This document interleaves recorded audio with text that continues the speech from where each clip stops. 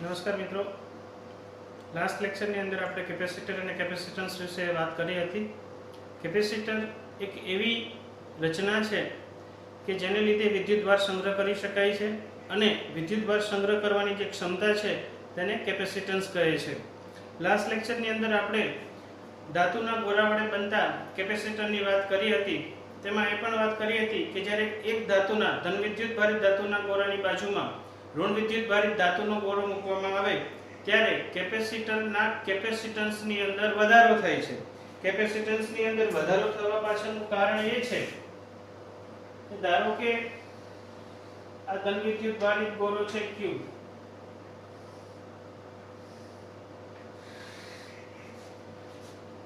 એની બાજુની અંદર ઋણ વિદ્યુત ભારિત Q ગોળો જ્યારે મૂકવામાં આવે છે ત્યારે આ ગોળાનું વિદ્યુત સ્થિતિમાન V કે જે પહેલા kQ/R હતું અને ઋણ વિદ્યુત ભારિત ગોળો મૂકવાથી અમે નવું કેપેસિટન્સ નવું સ્થિતિમાન જે છે V' કહીએ તો તે kQ/R માઈનસ kQ/R છે. કારણ કે ઋણ વિદ્યુત ભારિત ગોળાને લીધે પણ આ સપાટી પર કાંઈક સ્થિતિમાન હશે. નવું સ્થિતિમાન V' જે જૂના સ્થિતિમાન કરતા ઓછું હશે અને આપણે વિદ્યુત સ્થિતિ કેપેસિટર નું મેથેમેટિકલ ઇક્વેશન C = Q/V છે. C' =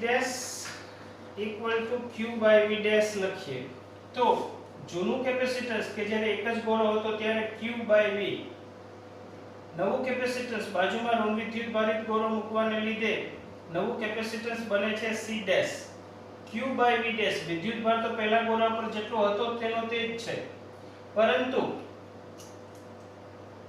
સ્થિતિમાન ની અંદર ઘટાડો થવાને લીધે તેના કેપેસિટન્સ ની અંદર વધારો થાય છે. આમ ધન વિદ્યુત ભારિત ગોળાની બાજુમાં ઋણ વિદ્યુત ભારિત ગોળો મૂકતા કેપેસિટરના કેપેસિટન્સમાં વધારો થાય છે. આ એક કેપેસિટરની બેઝિક રચના છે. આજે જે છે આપણે વ્યવહારની અંદર વપરાતા કેપેસિટર વિશે ચર્ચા કરવાની છે. વ્યવહારમાં વપરાતું કેપેસિટર જે સામાન્ય રીતે આવી રીતે બે ગોળાનું બનેલું હતું નથી. તો વ્યવહારમાં વપરાતું કેપેસિટર ની રચના કેવી હોય છે, તે શેનું બનેલું હોય છે, તેની આજે જે છે આપણે ચર્ચા કરવાની છે.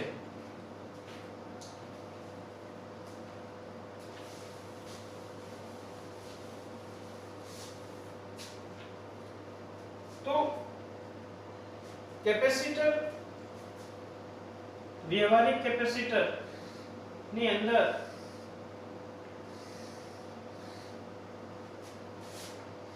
એકબીજાને સમાંતર રાખેલી બે પ્લેટ હોય છે. આ બંને જે છે ધાતુની પ્લેટ છે અને બંને ધાતુની પ્લેટ એકબીજાને સમાંતર રાખેલી છે તથા તે બે પ્લેટ વચ્ચેનું અંતર જે છે D છે. આ બંને પ્લેટનો જે ક્ષેત્રફળ જે છે એ સમાન લીધેલું છે આપણે A. વ્યવહારમાં વપરાતા કેપેસિટરમાં સામાન્ય રીતે ક્ષેત્રફળ પણ સમાન હોય છે. બંને વચ્ચેનું અંતર D છે. અહીંયા જે છે આપણે એક વાતની જે છે અત્યારે ચર્ચા કરી લઈએ કે વ્યવહારિક કેપેસિટરની અંદર બે પ્લેટ વચ્ચેનું અંતર જે છે D નું પરિમાણ જે છે ખૂબ જ ઓછું હોય છે A ની સરખામણીમાં. D અંતર ખૂબ ઓછું હોય છે.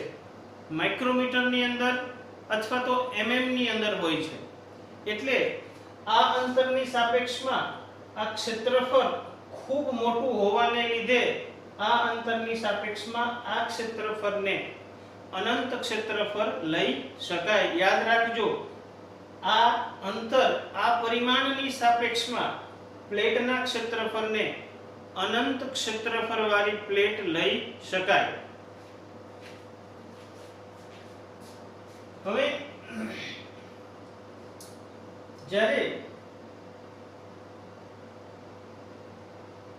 આ બે પ્લેટ વચ્ચે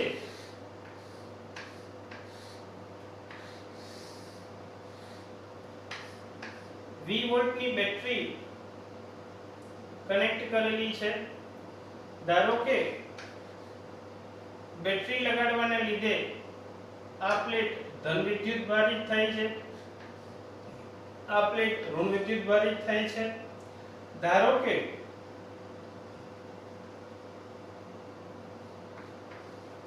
પ્લસ q જેટલો ધન વિદ્યુત ભાર આ પ્લેટ ઉપર જમા છે અને માઈનસ q જેટલો વિદ્યુત ભાર આ પ્લેટ ઉપર જમા છે અને બે પ્લેટ વચ્ચેનો વોલ્ટેજ V આપેલો છે, એટલે કે એ બંને પ્લેટ વચ્ચે વિદ્યુત સ્થિતિમાનનો તફાવત એટલે કે વોલ્ટેજ V છે, પ્લેટ ઉપર ચાર્જ q છે.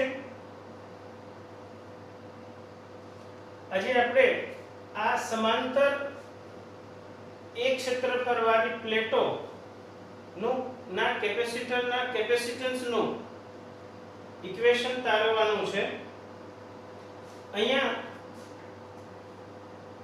પ્લસ q વિદ્યુત ભાર છે, એક ક્ષેત્રફળ છે, માટે આ પ્લેટની પૃષ્ઠ વિદ્યુત ભાર ઘનતા સિગ્મા ઇક્વલ ટુ q/a થશે. આ પ્લેટની પૃષ્ઠ વિદ્યુત ભાર ઘનતા સિગ્મા ઇક્વલ ટુ -q/a થશે.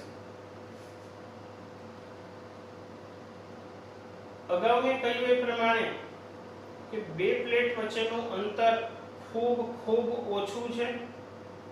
એ અંતરની સાપેક્ષમાં પ્લેટ નું ક્ષેત્રફળ ખૂબ મોટું છે, એટલે કે આ અંતરની સાપેક્ષમાં આ પ્લેટને અનંત ક્ષેત્રફળ વાળી પ્લેટ તરીકે લઈ શકાય.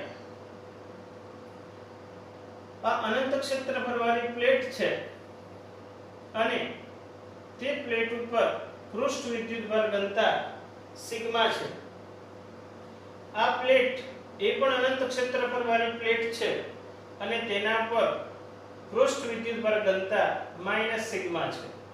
તો આપણે જાણીએ છીએ તે પ્રમાણે આ પ્લેટ ધન વિદ્યુત ભારિત હોવાને લીધે તેનું કંઈક વિદ્યુત ક્ષેત્ર હશે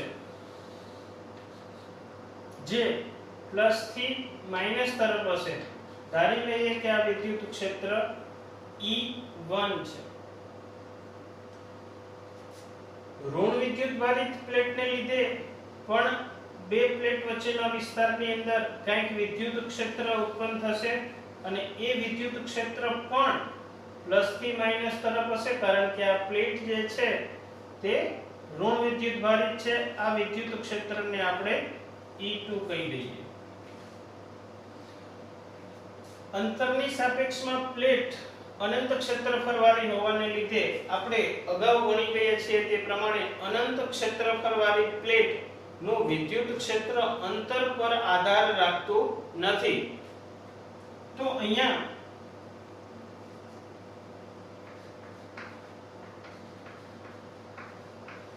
પ્લેટ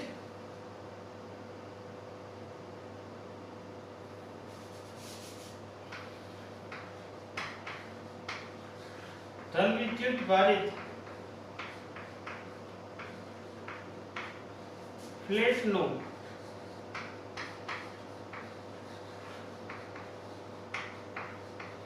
વિદ્યુત ક્ષેત્ર E1 equal to sigma upon 2 epsilon 0 છે. અત્યારે બે પ્લેટ વચ્ચે માધ્યમ તરીકે હવા રાખેલી છે અથવા તો શૂન્યાવકાશ છે, માટે અહીંયા માત્ર એપ્સિલોન 0 આવશે. હવે ઋણ વિદ્યુત ભારિત પ્લેટનું વિદ્યુત ક્ષેત્ર E2 હું માત્ર મૂલ્યની વાત કરું છું, એટલે સિગ્મા અપોન 2 એપ્સિલોન 0 આવશે. બંને પ્લેટ વચ્ચેનું પરિણામી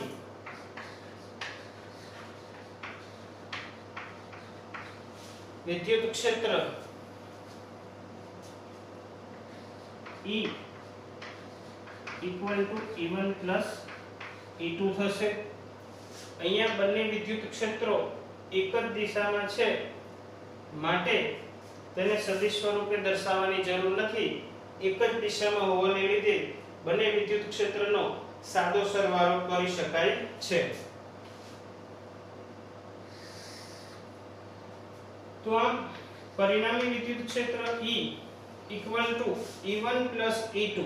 E1 equal to sigma upon 2 epsilon 0 plus E2 sigma upon 2 epsilon 0. તો પરિણામી વિદ્યુત ક્ષેત્ર બને છે સિગ્મા upon epsilon 0. અને આ વિદ્યુત ક્ષેત્ર બે પ્લેટ વચ્ચે અચળ છે. હવે આપણે શું શોધવા જઈ રહ્યા છીએ? Capacitance. Capacitance C equal two શું છે? તો કે Q by V. Q યાદ રાખજો, કેપેસિટર નો વિદ્યુત ભાર પૂછે કે ભાઈ કેપેસિટર અહીંયા જે બન્યું છે એનો વિદ્યુત ભાર કેટલો?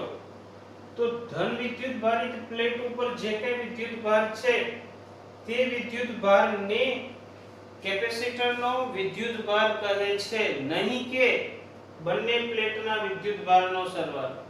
યાદ રાખજો, બંને પ્લેટના વિદ્યુત ભારનો સરવાળો હંમેશા 0 થાય છે.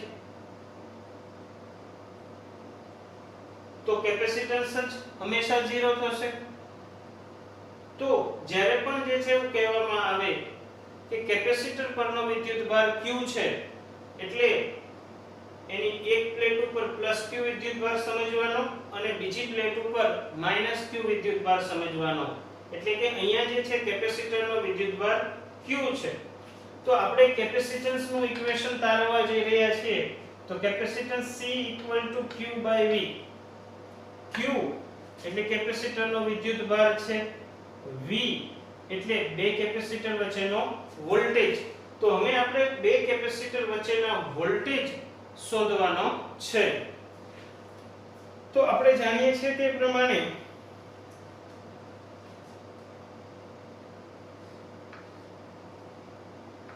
V1 - V2 equal to -E into dr. E સદિશ ડોટ dr સદિશ એટલે કે 2 ની સાપેક્ષે 1 નો સ્થિતિમાન. અહીંયા બે પ્લેટ વચ્ચેનો વોલ્ટેજ શોધવાનો છે એટલે એક પ્લેટની સાપેક્ષે બીજી પ્લેટનો સ્થિતિમાન શોધીએ એટલે જ બે પ્લેટ વચ્ચેનો વિદ્યુત સ્થિતિમાન શોધ્યો કહેવાય. એટલે હંમેશની માટે આ ચેપ્ટરમાં જ્યારે પણ જે છે કેપેસિટન્સ શોધવાનું કહે તો આપણું કામ જે છે માત્ર Q by V ઇક્વેશનને જ ફોલો કરવાનું છે. Q હંમેશની માટે રકમની અંદર આપેલું હશે. આપણું કામ મેઇનલી જે છે વોલ્ટેજ શોધવાનું છે. તો એક પ્લેટની સાપેક્ષે બીજી પ્લેટનો જે છે વોલ્ટેજ સ્થિતિમાન શોધી લઈએ એટલે આપણને V મળી જાય અને V મળી જાય એટલે કેપેસિટન્સ મળી જાય. આ જનરલ કન્સેપ્ટ છે કેપેસિટરનો દાખલો સોલ્વ કરવા માટેનો. તો અહીંયા જે છે આ પ્લેટ 1 અને 2 નામ આપી દઈએ. તો 2 ની સાપેક્ષે 1 નો સ્થિતિમાન શોધી લઈએ એટલે બે પ્લેટ વચ્ચેનો વોલ્ટેજ આપણને મળી જાય અને એ વોલ્ટેજ અહીંયા મૂકી દઈએ એટલે આપણને કેપેસિટન્સ પણ મળી જાય. હવે V1 - V2 એટલે 2 ની સાપેક્ષે 1 નો સ્થિતિમાન જે આપણે શોધવા જઈ રહ્યા છીએ. E સદિશ ડોટ dr સદિશ સંકલન કરવાની ત્યારે જરૂર પડે કે જ્યારે વિદ્યુત ક્ષેત્ર ચલ હોય. પણ અહીંયા તો વિદ્યુત બે પ્લેટ વચ્ચેનું વિદ્યુત ક્ષેત્ર અચળ છે એટલે આપણે સંકલનની જરૂર પડશે નહીં. તો V12 = E into D સમીકરણનો આપણે ઉપયોગ કરશું.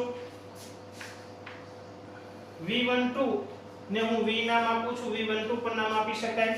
V12 equal two E. E એટલે શું છે? વિદ્યુત ક્ષેત્ર. વિદ્યુત ક્ષેત્ર sigma upon epsilon 0 into D. V12 sigma શું છે? Sigma Q by A into D upon epsilon 0. આપણે શું શોધવાનું છે? તો કે Q બાય V. તો આ રહ્યું Q, આ V. તો Q બાય V નો ગુણોત્તર એ જ આપણો કેપેસિટન્સ છે. તો Q by V12 equal to A epsilon 0 by D. Q upon V12 એને તો કેપેસિટન્સ કહીએ છીએ. Q બાય V એટલે કેપેસિટન્સ. તો Q બાય V ની જગ્યાએ હું કેપેસિટન્સ C મૂકું છું. તો આમ C નું ઇક્વેશન આવી ગયું A એપ્સિલોન 0 બાય D, જે આપણી માટે ખૂબ અગત્યનું છે અને આપણે યાદ રાખવાનું છે. તો કેપેસિટન્સના ઇક્વેશન ઉપર નજર કરીએ તો કેપેસિટન્સ શેની ઉપર આધાર રાખે છે?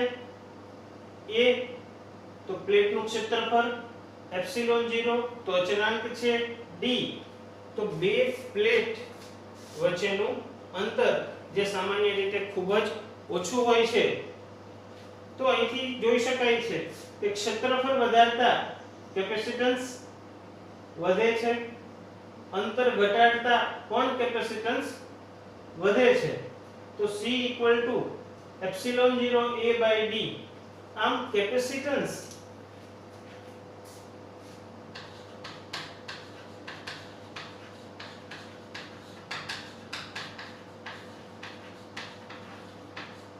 માત્ર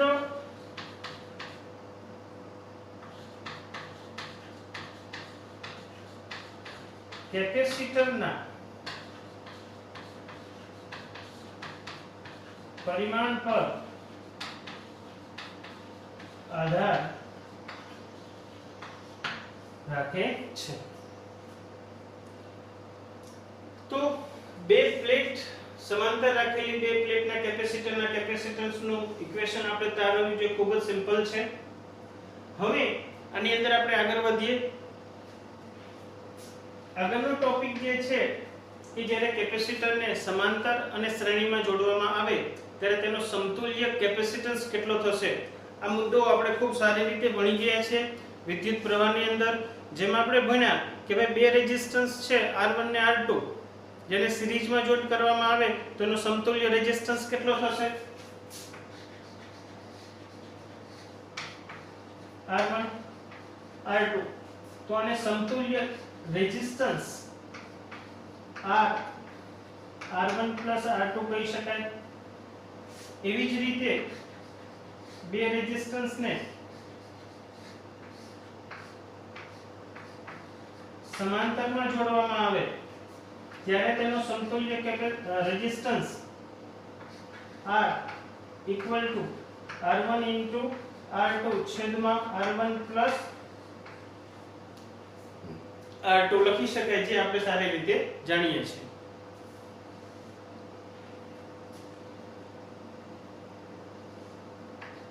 કેપેસિટરની અંદર પણ આ જ મુદ્દાની આપણે ચર્ચા કરવાની છે કે જ્યારે કેપેસિટરને શ્રેણીમાં જોડવામાં આવે ત્યારે શું તેનો સમતુલ્ય કેપેસિટન્સ C1 C2 થશે કે પછી કંઈક બીજું ઇક્વેશન આવશે?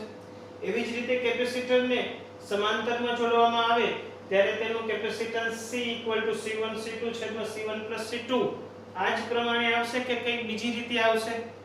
તે હવે આપણે ચર્ચા કરવાની છે. તો નેક્સ્ટ મુદ્દો જે છે આપણો એ છે કે જ્યારે કેપેસિટરને શ્રેણીમાં જોડવામાં આવે ત્યારે તેનો સમતુલ્ય કેપેસિટન્સ કેટલો થશે?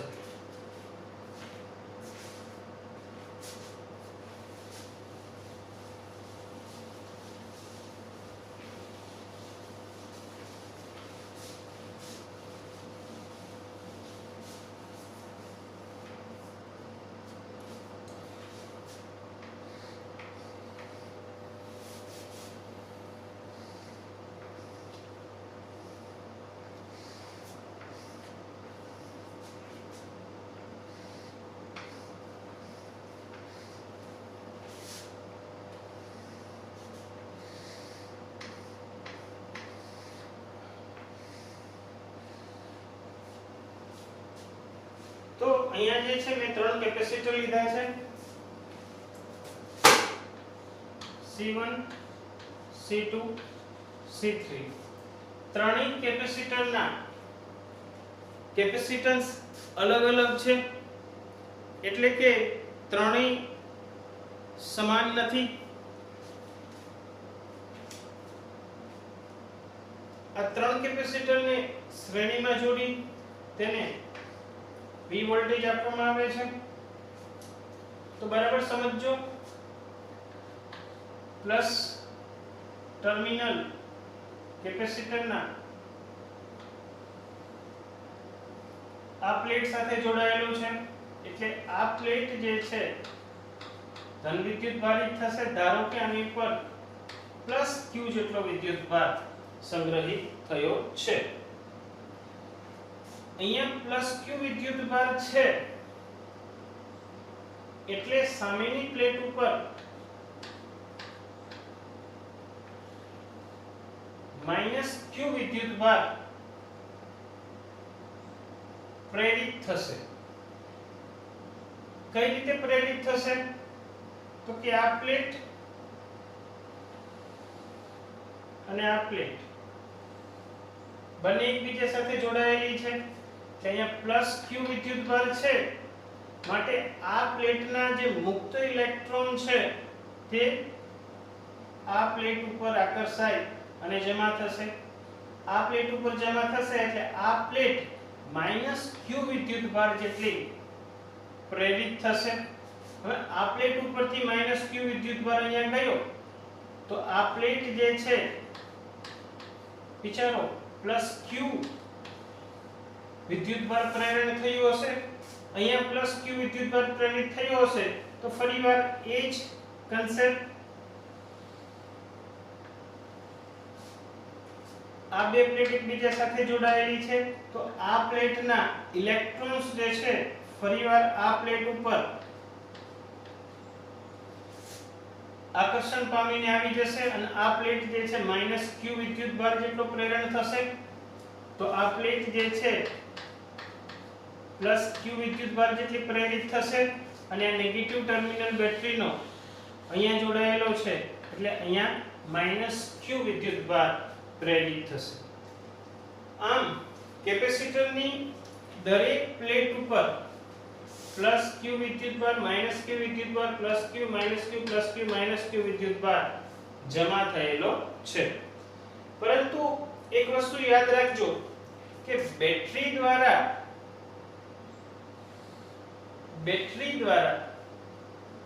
સપ્લાય થયેલો વિદ્યુત ભાર માત્ર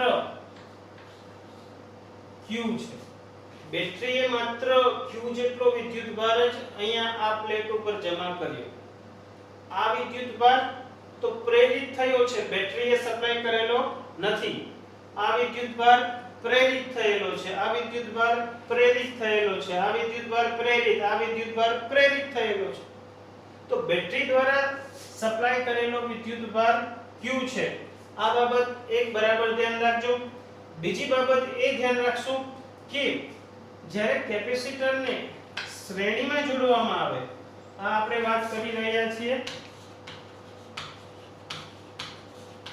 શ્રેણી જોડાણની જ્યારે કેપેસિટરને શ્રેણીમાં જોડવામાં આવે ત્યારે કેપેસિટરની દરેક પ્લેટ ઉપર સમાન વિદ્યુત ભાર જમા થાય છે હમણાં આપણે કહ્યું એ પ્રમાણે કે આ પ્લેટ ઉપર પ્લસ q છે આ પ્લેટ ઉપર માઈનસ q છે પરંતુ આ કેપેસિટરના વિદ્યુત ભારની જ્યારે વાત કરવામાં આવે ત્યારે માત્ર ધન પ્લેટ ઉપર જમા થયેલા વિદ્યુત ભારને જ ધ્યાનમાં લેવાનો એટલે કે આ C1 કેપેસિટર ઉપર સંગ્રહિત વિદ્યુત ભાર પ્લસ q છે C2 ઉપર સંગ્રહિત વિદ્યુત ભાર પ્લસ q છે C3 ઉપર સંગ્રહિત વિદ્યુત ભાર પ્લસ q છે એમ પણ જે છે વિદ્યુત પ્રવાહની અંદર આપણે જોઈ ગયા છીએ કે શ્રેણી જોડાણની અંદર વિદ્યુત પ્રવાહ સમાન રહે છે એ જ કન્સેપ્ટ અહીંયા પણ લાગુ પડે છે કે શ્રેણી જોડાણની અંદર કેપેસિટરની અંદર સંગ્રહિત વિદ્યુત ભાર સમાન હોય છે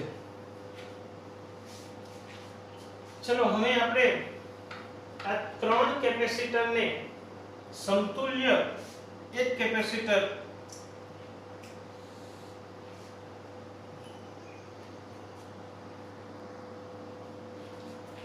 આ ત્રણેય કેપેસિટરને સમતુલ્ય કેપેસિટન્સ કેટલો? તો આપણે 3 ની બદલે એક કેપેસિટર લઈ લઈએ કે જે આને સમતુલ્ય હોય. તો C ઇક્વિવેલેન્ટ એ જ બેટરી મૂકવાની છે. V અહીંયા બેટરીમાંથી કેટલો વિદ્યુતભાર સપ્લાય થયેલો હતો? Q. તો અહીંથી પણ જે છે બેટરીમાંથી આપણે Q જ લેવાનો, કારણ કે આપણે આને સમતુલ્ય મૂકીએ છીએ, ચેન્જ નથી કરતા, એટલે વોલ્ટેજ ને વિદ્યુતભાર એ પણ ચેન્જ થવો જોઈએ નહીં. તો આ પ્લેટ ઉપર સંગ્રહિત વિદ્યુતભાર Q અને આ પ્લેટ ઉપર સંગ્રહિત વિદ્યુતભાર -Q. તો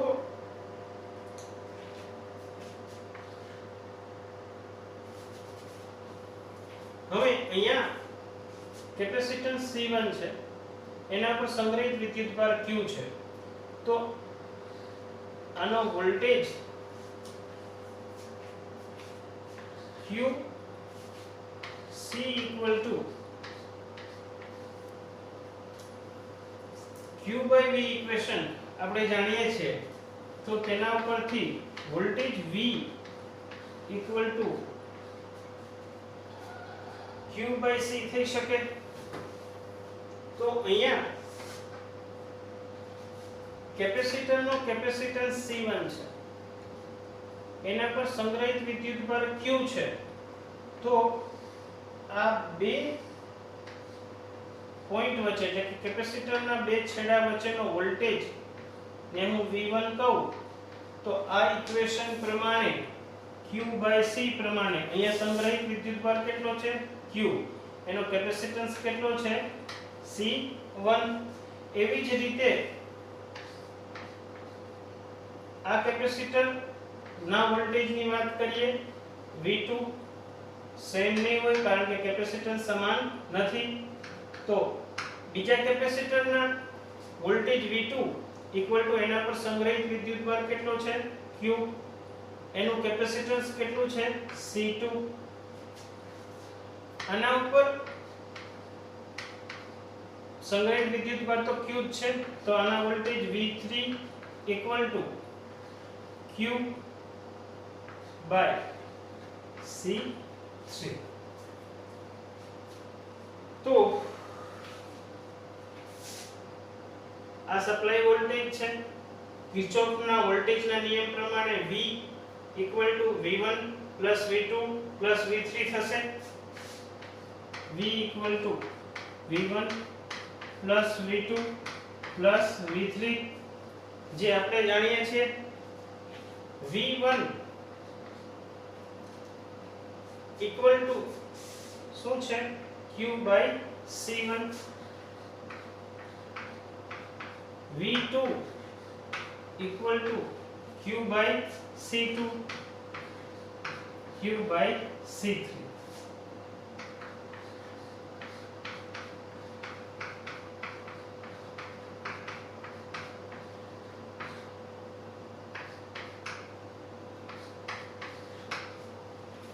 આને સમતુલ્ય અહીંયા એ જ વોલ્ટેજ છે, એટલો જ વિદ્યુતભાર સપ્લાય કરેલો છે બેટરીએ.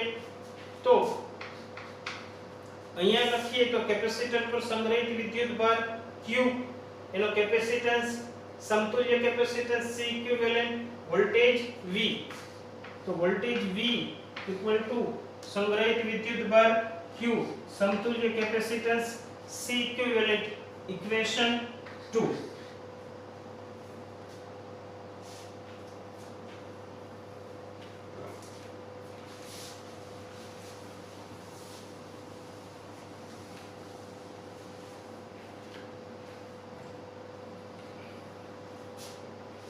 ઇક્વેશન 1 અને 2 માં આ વોલ્ટેજ ઉપરની સર્કિટના વોલ્ટેજ અને નીચેની સર્કિટના વોલ્ટેજ સેમ છે, બેટરી સેમ છે, માટે આ બંને ઇક્વેશનને આપણે સરખાવીએ.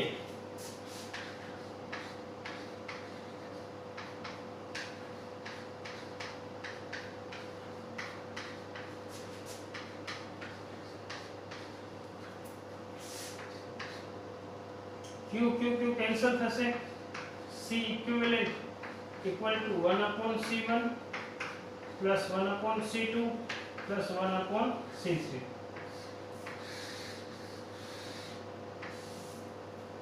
તો રેઝિસ્ટન્સ જ્યારે શ્રેણીમાં જોડાયેલા હોય છે ત્યારે તેનો સમતુલ્ય રેઝિસ્ટન્સ R1 R2 R3 થાય છે, જ્યારે કેપેસિટન્સ ની અંદર ઉલટું છે, 1/C1 1/C2 1/C3 થાય છે. આવી જ રીતે કેલ્ક્યુલેશન સમતુલ્ય રેઝિસ્ટન્સ માં ત્યારે થાય છે કે જ્યારે રેઝિસ્ટન્સ એકબીજા સાથે પેરેલલ માં જોડાયેલા હોય છે. તો આમ યાદ રાખજો, રેઝિસ્ટન્સ જ્યારે પેરેલલ માં જોડાયેલા હોય છે તે જ ઇક્વેશન કેપેસિટર માં લાગુ પાડી શકાય, પરંતુ કેપેસિટર જ્યારે શ્રેણીમાં જોડાયેલા હોય ત્યારે. તો આ ઇક્વેશન આપણી માટે ખૂબ અગત્યનું છે, યાદ રાખવાનું છે. હવે આપણે જોઈશું કે જ્યારે કેપેસિટરો એકબીજા સાથે સમાંતરમાં જોડાયેલા હોય ત્યારે સમતુલ્ય કેપેસિટન્સ કેટલું થશે.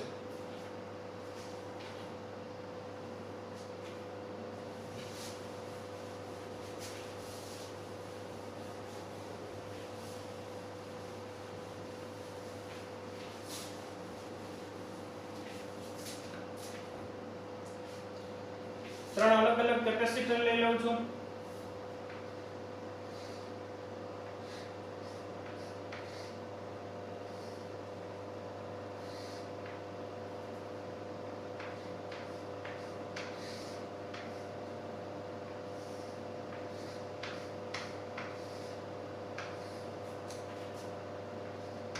C1 C2 C3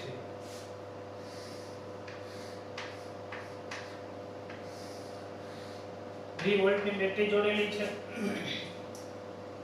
સમાંતર જોડાણ છે, ત્રણેય કેપેસિટરો સમાંતરમાં છે. વિદ્યુત પ્રવાહ ચેપ્ટરની અંદર આપણે ભણી ગયા કે જ્યારે કોઈ પણ રચના સમાંતરમાં જોડાયેલી હોય ત્યારે તેને મળતા વોલ્ટેજ સમાન હોય છે, એટલે આ V વોલ્ટેજ કેપેસિટર C1 ને પણ મળે છે, V વોલ્ટેજ કેપેસિટર C2 ને પણ મળે છે, V વોલ્ટેજ કેપેસિટર C3 ને પણ મળે છે. તો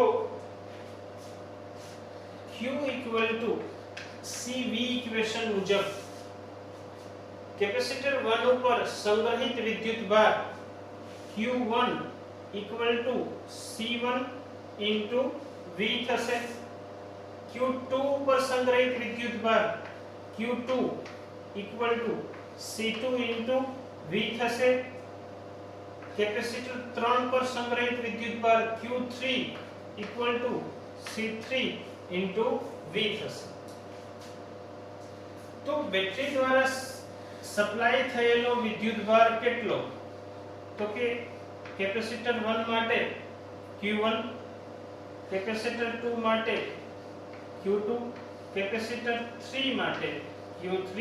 તો બેટરી દ્વારા સપ્લાય થયેલો કુલ વિદ્યુતભાર Q Q1 Q2 Q3 છે. હવે આ જે રચના છે સમાંતરમાં રાખેલા ત્રણ કેપેસિટર, એને સમતુલ્ય એક કેપેસિટર કેટલું થશે તે આપણે શોધવાનું છે. તો અહીંયા મેં એ જ બેટરી લઈ લીધી છે.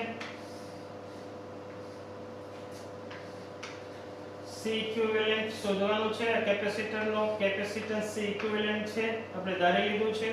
એ જ બેટરી છે, અહીંથી સપ્લાય થયેલો વિદ્યુતભાર Q છે. તો અહીંયા વિદ્યુતભાર Q equal to C equivalent by V થશે. V equal to C equivalent by Q થશે. અહીંયા વિદ્યુતભાર Q, ટોટલ વિદ્યુતભાર Q અને આ વિદ્યુતભાર Q બંને વિદ્યુતભાર સમાન છે, કારણ કે આપણે આ સર્કિટને સમતુલ્ય સર્કિટ શોધી રહ્યા છીએ, માટે બેટરી એની એ જ હોવી જોઈએ. બેટરી દ્વારા સપ્લાય થયેલો જે અહીંયા વિદ્યુતભાર છે એ જ વિદ્યુતભાર અહીંયા હોવો જોઈએ, તો જ આપણે તેને સમતુલ્ય કહી શકાય. તો અહીંયા કુલ વિદ્યુતભાર સપ્લાય થયેલો કેટલો છે? Q1 Q2 Q3. Q1 equal to C1 into V લખી શકાય, plus q2 equal to c2 into v લખી શકાય plus q3 equal to c3 into v લખી શકાય. q ઇક્વેશન 1 અને આ ઇક્વેશન 2. તો ઇક્વેશન 1 માં રહેલો q અને ઇક્વેશન 2 આને 2 નામ આપી દઈએ. ઇક્વેશન 2 માં રહેલો q બંને સમાન છે. બંને ઇક્વેશન ને જે છે સરખાવી શકાય. તો એક મિનિટ અહીંયા એક મિસ્ટેક થઈ. q equal to c equivalent into v થશે. આ ઇક્વેશન 2 કારણ કે q equal to cv છે. તો આ q વિદ્યુતભાર અને આ q વિદ્યુતભાર બંને સમાન છે માટે ઇક્વેશન 1 અને 2 ને સરખાવતા c equivalent into v બરાબર v અહીંથી કોમન લઈ લો તો c1 plus c2 plus c3 થશે. બંને બાજુ સેમ બેટરીના વોલ્ટેજ છે કેન્સલ થશે. c equivalent equal to c1 plus c2 plus c3 થશે. આમ કેપેસિટર જ્યારે એકબીજાને સમાંતરમાં જોડાયેલા હોય ત્યારે તેનો સમતુલ્ય કેપેસિટન્સ વ્યક્તિગત કેપેસિટરના કેપેસિટન્સના સરવાળા જેટલો હોય છે. તો અહીંયા જે છે રેઝિસ્ટન્સનું ઉલટું થાય છે કે રેઝિસ્ટન્સમાં જ્યારે રેઝિસ્ટર સિરીઝમાં જોડાયેલા હોય ત્યારે તેના રેઝિસ્ટન્સનો સરવાળો થાય છે. જ્યારે કેપેસિટર પેરેલલમાં જોડાયેલા હોય ત્યારે તેના કેપેસિટન્સનો સરવાળો થાય છે. તો આમ આજના લેક્ચરની સમરી જોઈ લઈએ. આજે આપણે 3 અગત્યની વાત શીખ્યા છીએ. એક કે સમાંતર રાખેલી પ્લેટ ના કેપેસિટરનું capacitance C equal to epsilon 0 a by d છે.